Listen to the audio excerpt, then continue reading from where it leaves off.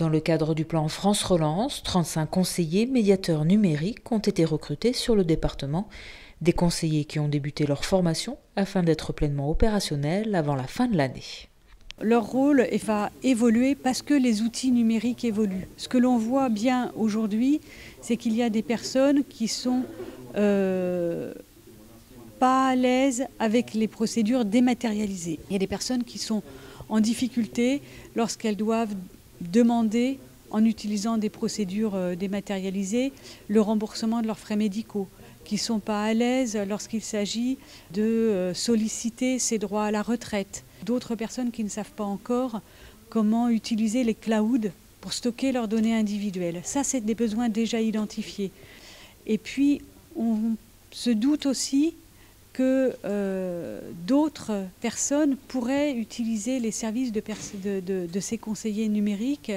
On voit que certains artisans, certains commerçants pourraient trouver un intérêt pour bénéficier d'une aide pour déployer des sites internet, pour déployer des vitrines virtuelles. Donc voilà, vous voyez, il y a beaucoup d'utilités possibles, beaucoup de besoins qui vont se ressentir au cours du temps.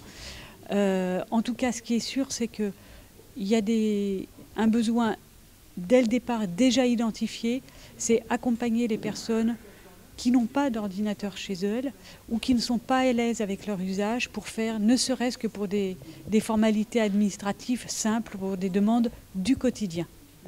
Ces conseillers médiateurs numériques bénéficient d'une formation dispensée par l'AFPA qui varie entre 155 et 450 heures en fonction de leurs compétences. Cette formation, elle a deux objectifs et elle travaille sur deux éléments, à la fois l'utilisation des outils informatiques et des outils numériques, et également, puisqu'on est sur de la médiation et donc de la transmission, sur une partie d'apprentissage des techniques pédagogiques qui permettront à nos médiateurs numériques par la suite de pouvoir animer des ateliers, que ce soit des ateliers en individuel ou des ateliers par groupe.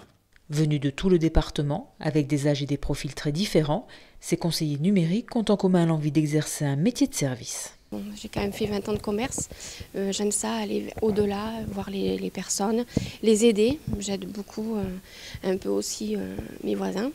Voilà, c'est un peu ma passion.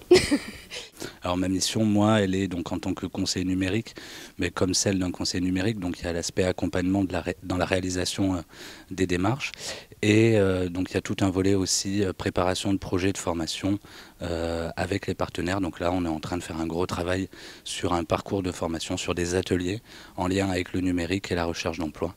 Donc on est en train de travailler dessus avec beaucoup de partenaires, donc la Caisse primaire d'assurance maladie, la mission locale, Pôle emploi. Donc on réfléchit à tout ça pour mener un projet d'atelier ensemble. Ces 35 conseillers médiateurs numériques vont être déployés sur tout le département, dans des communautés de communes ou d'agglomérations, des associations ou des tiers-lieux. Certains sont même déjà en poste.